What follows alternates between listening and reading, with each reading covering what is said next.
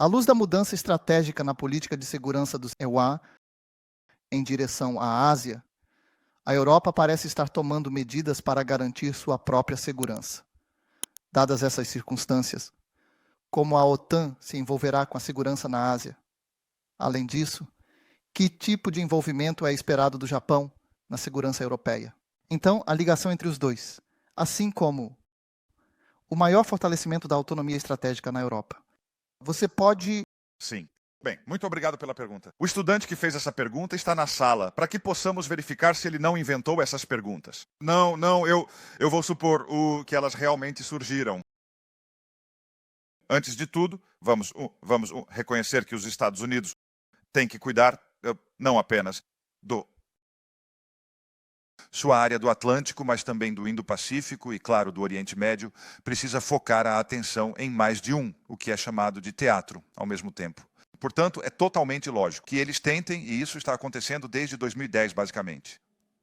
E o presidente Trump declarou claramente que quer continuar com essa política, talvez até acelerá-la, para se voltar mais para a Ásia.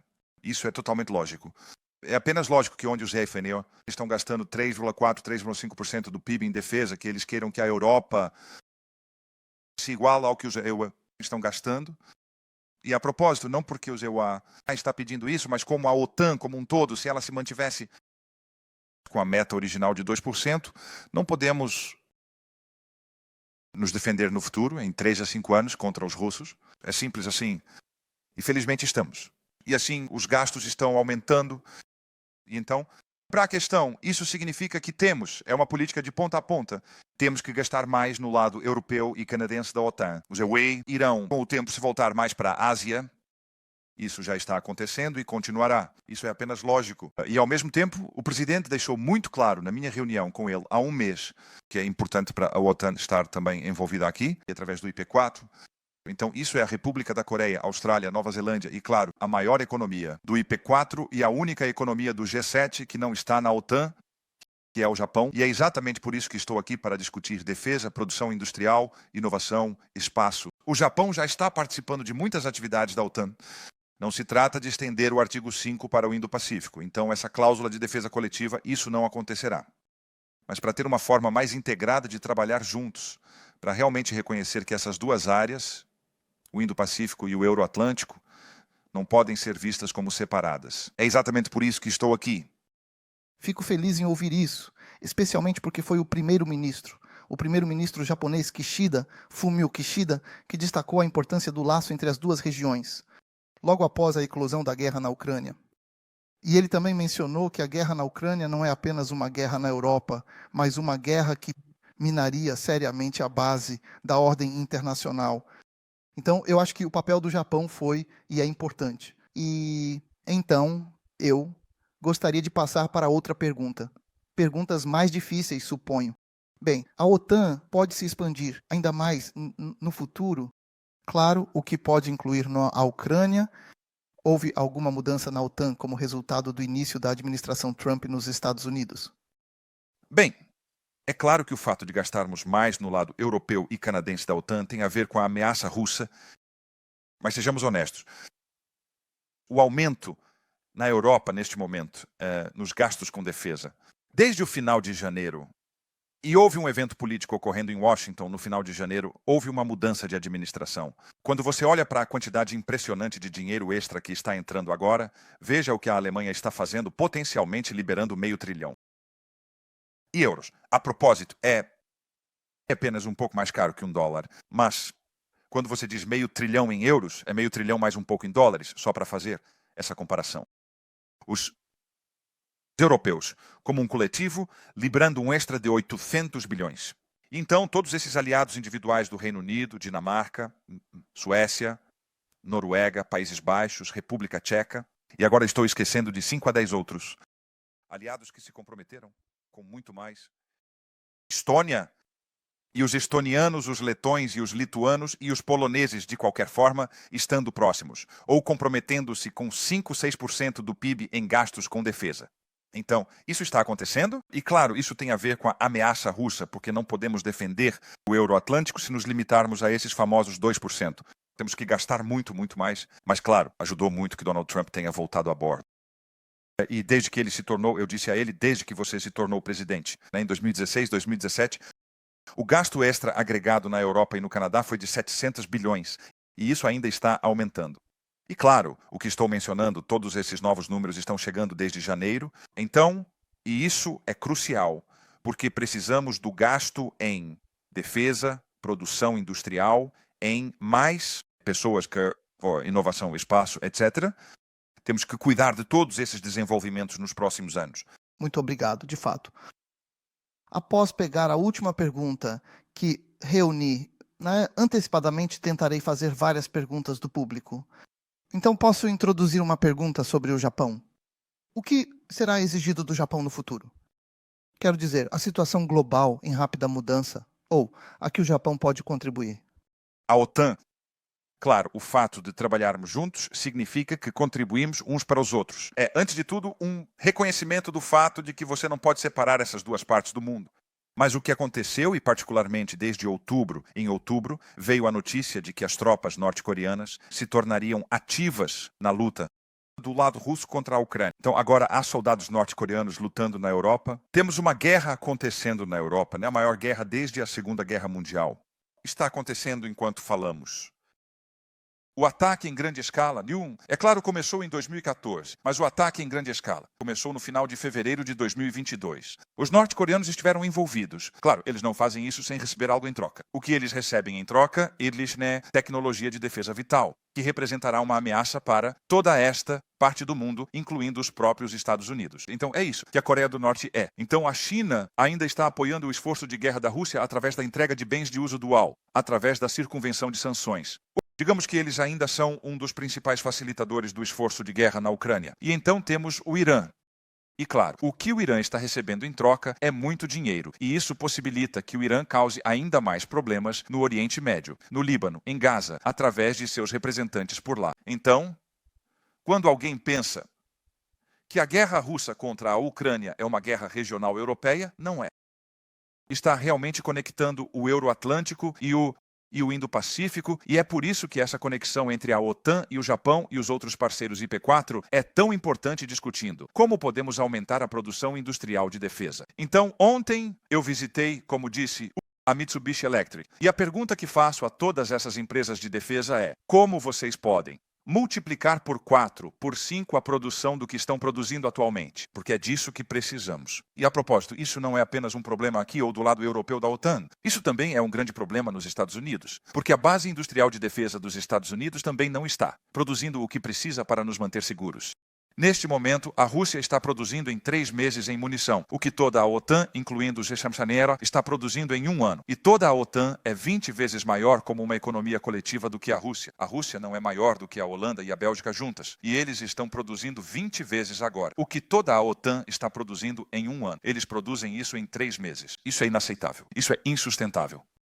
Mas quando fala com empresas da indústria de defesa, pergunta: o que precisam fazer? É complexo. É difícil, pois. É preciso trabalhar nas suas cadeias de suprimento, trabalhar nas suas fábricas, trabalhar em linhas de produção extras, turnos extras. E então, quando você produz o material, você precisa de capacidade extra de bunker, etc., para armazená-lo. Então eu entendo que isso não é fácil. Mas se não fizermos isso, se você não aumentar a produção industrial de defesa desde o Texas até e incluindo a Turquia, mas também aqui a República da Coreia, Japão, Austrália, Nova Zelândia, não podemos nos manter seguros. Isso é realmente existencial. Bem, muito obrigado por suas respostas poderosas e perspicazes a essas perguntas dos estudantes. Então, se você tiver uma pergunta, por favor, levante a mão e... sim, por favor. Sim.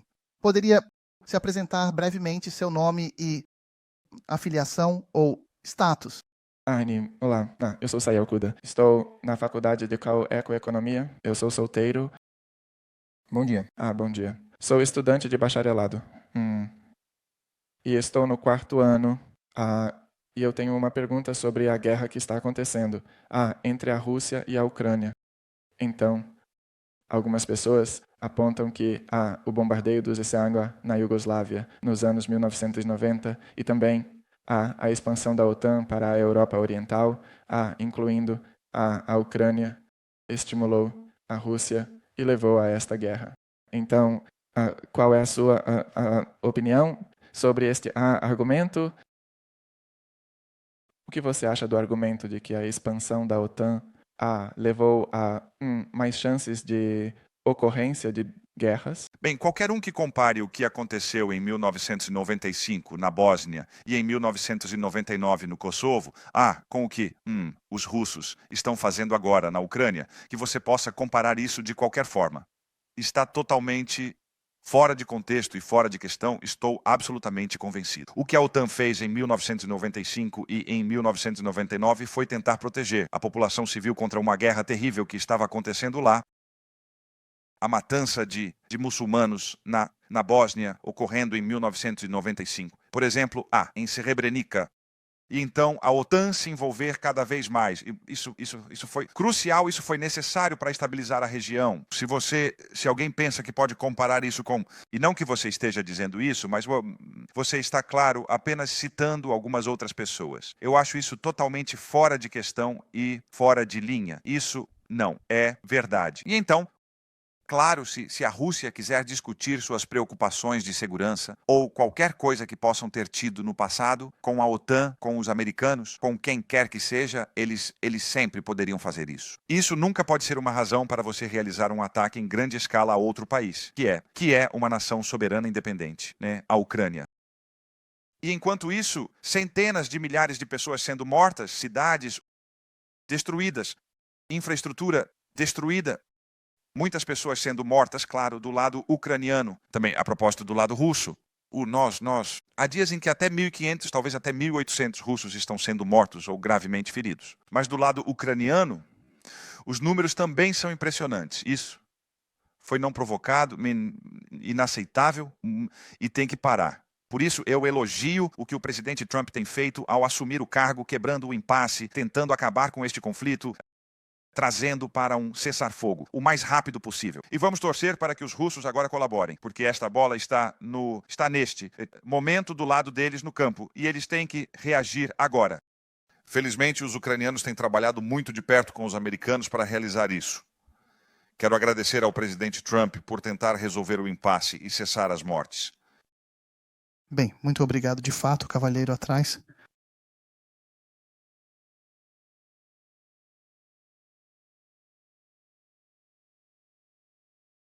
Muito obrigado.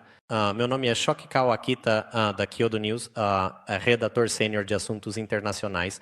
O senhor Rutte tem uma pergunta sobre a operação de manutenção da paz europeia. É óbvio que os Estados Unidos não têm intenção de colocar suas tropas no terreno. Mas eu acredito, e há uma variedade de coisas que Washington pode fazer. Você tem alguma ideia para envolvê-los? Como uma espécie de apoio em uma operação de manutenção da paz europeia? Muito obrigado. Sim, obrigado pela pergunta. E vamos concordar que isso é passo a passo. Primeiro, são os americanos liderando o esforço de paz. E tem que ser os americanos. Eles atualizam os ucranianos, pois é o país deles e há diálogo intenso entre americanos e ucranianos. Eles atualizam constantemente os europeus. O secretário Rubio esteve em Bruxelas na semana passada informando os aliados europeus e canadenses sobre quais são os esforços de paz no que diz respeito à Ucrânia. Mas os Eleceu estão liderando isso. Ainda não há um acordo de paz ou um cessar-fogo. Claro, você tem que pensar sobre o que aconteceria se houver um cessar-fogo, acordo de paz, ou como garantir que ele seja o duradouro, que seja o sustentável. E é exatamente isso que os franceses e os britânicos estão fazendo com muitos na Europa. E eu acho que há dois lados nisso. Um é que todos concordam. Que daqui para frente a primeira linha de defesa e de dissuasão deve ser para as forças armadas ucranianas poderem defender o país. E a OTAN está ajudando lá, através do nosso comando em Wiesbaden. Na Polônia temos este centro onde coletamos todas as lições da guerra. Então que a OTAN está muito envolvida, e isso é algo. E sabemos que os dois chefes de defesa estão visitando, isso é muito abertamente anunciado, a Ucrânia, para discutir com eles como garantir que a Ucrânia possa fortalecer suas forças armadas após um acordo de paz no futuro. Isso será uma primeira linha.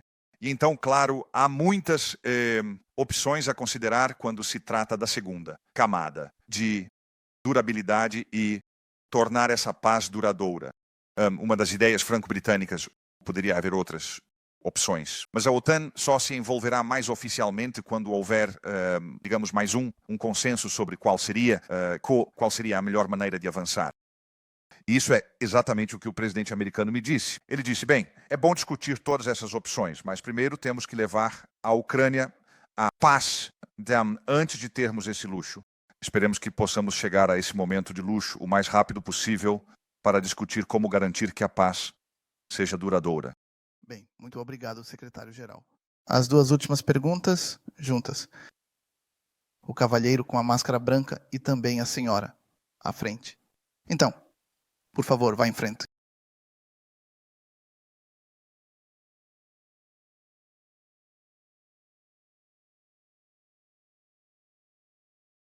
Olá, meu nome é Yoshimasa Kiyuchi, estou na Faculdade de Economia e no 4º ano. E eu gostaria de fazer uma pergunta sobre, você sabe, antes de 2022, como dizer, a mudança da OTAN não está, como dizer, após 2022, há uma mudança de foco da guerra não convencional para a guerra convencional, porque antes da invasão da Ucrânia, acho que a maioria de nós não esperava a outra, como dizer, nações, ataque em escala nacional a outra nação soberana e por causa disso não houve preparação suficiente ou capacidade de produção de munição ou outras coisas. Eu quero perguntar, o que eu quero perguntar é o que se após o depois. A invasão russa está resolvida. Como manter a capacidade de produzir munição necessária para a guerra convencional? A última pergunta do público para as senhoras, por favor. Mary Lawson, da Universidade de Kew e da UCL em Londres. Obrigada por uma palestra muito interessante. Ouvi seu elogio ao presidente Trump, mas gostaria de saber o que você tem a dizer sobre a imposição de tarifas que ocorreu há apenas 2 dias. Sobre a aliança entre os Estados Unidos e a Europa. Sou meio francesa. Dizemos que isso perturba a aliança e é uma ameaça perigosa. Gostaria de ouvir suas opiniões. Obrigada. Bem, obrigado. Muito obrigado. Sobre a primeira pergunta, quero dizer, acho que o que aprendemos com o ataque em grande escala de 2022 à Ucrânia, que como OTAN, mas acho que também como Japão. E todas as democracias, nesta parte do mundo, você tem que se preparar para todas as eventualidades. Então, isso significa que para a OTAN, em primeiro lugar, é claro, temos o ZEUA, através de sua dissuasão nuclear, como o garantidor final da paz na Ucrânia, território da OTAN, e particularmente também na Europa. Então, isso ainda está presente e ainda é necessário. Então, em segundo lugar, nos últimos 10, 20 anos, discutimos muito sobre ataques híbridos e cibernéticos, etc. E eles ainda estão presentes. Veja o que está acontecendo aqui e na parte europeia da OTAN, quando se trata do corte de infraestrutura crítica submarina. Isso está continuando. Isso significa que, quando se trata de tudo o que é chamado de tentativas de assassinato híbridas, interferência em aviões comerciais na área do Báltico, ataques cibernéticos ao Serviço Nacional de Saúde do Reino Unido de fato. Também o corte de infraestrutura crítica submarina. Não podemos ser ingênuos, precisamos estar preparados e precisamos reagir. Então isso ainda está presente. Mas sua pergunta é sobre o terceiro elemento. E isso é o mais tradicional, conforme entendo sua pergunta. A guerra mais tradicional ainda está presente, muito presente. Eu estava assistindo neste fim de semana, porque conheci o cineasta, este documentário incrível, 20 dias em Mariupol. Ele está agora trabalhando em um segundo documentário sobre a luta de 2023 dos ucranianos que começou naquele verão e acredito que será lançado ainda este ano. E quando você assiste a esses documentários e quando você conversa com este documentarista, e ele mesmo é ucraniano, ele é de Kharkiv, você começa já a entender que há até alguns elementos da Primeira Guerra Mundial nisso, quando se trata de guerras de trincheiras, etc. Então, isso significa que os estoques de munição precisam ser reabastecidos. Isso. E é por isso que na Europa precisamos gastar muito mais em defesa do que gastávamos no passado. Não apenas para igualar com o ZEUA, o que é justo, mas também para manter a letalidade que é necessária para reagir quando for necessário. E isso inclui não apenas investir em nossas marinhas e em nossos. Claro, em nossos caças, etc., mas também em nossos exércitos terrestres mais tradicionais para que sejam móveis e escaláveis. E não fizemos o suficiente no passado. Precisamos investir mais em sistemas de defesa aérea. Não fizemos o suficiente no passado. Temos que, como eu disse antes em outra pergunta, temos que investir na produção de munição, que está totalmente deficiente no momento. Às vezes, tenho que pensar sobre essa piada de Gandhi, quando ele foi perguntado sobre a civilização britânica. O que você acha, senhor Gandhi, sobre a civilização britânica? E a resposta dele é: seria uma boa ideia. E às vezes penso na mesma piada quando alguém me pergunta: o que você acha da produção industrial de defesa? Seria uma boa ideia, porque temos empresas fantásticas, mas elas não estão produzindo nem de perto o suficiente para nos defender. Isso inclui o Zeburid e a base industrial de defesa, mas também toda a OTAN na Europa, Canadá, incluindo a Turquia, etc. E aqui no Japão temos que fazer muito, muito mais. A base está lá. Temos que fazer tudo ao mesmo tempo. Precisamos gastar mais dinheiro, envolver pessoas, aumentar a produção, aumentar os gastos, trazer mais pessoas para as nossas forças armadas. Felizmente, vemos isso acontecendo agora, o que é muito positivo. Para a sua pergunta, bem, antes de tudo, é claro, eu não sou um comentarista político, então eu realmente quero me concentrar no meu trabalho, que é garantir que sejamos capazes, como a OTAN, de nós defendermos. Reconheço, obviamente, que toda essa questão das tarifas está abalando os aliados individualmente, mas isso é algo, devo admitir, para os aliados discutirem com os Estados Unidos. Quando se trata da aliança como um todo, eu realmente quero me concentrar no meu trabalho diário, que é garantir que, como um coletivo, sejamos capazes de nos defender. E é isso que estamos fazendo, e estamos fazendo grandes progressos. Bem, muito obrigado de fato. Devido à limitação de tempo, preciso agora encerrar a sessão. Mas, antes disso, gostaria que todos vocês se juntem a mim para agradecer o secretário-geral da OTAN, Mark Rutte, por sua extraordinária contribuição intelectual à nossa universidade. Muito obrigado, de fato.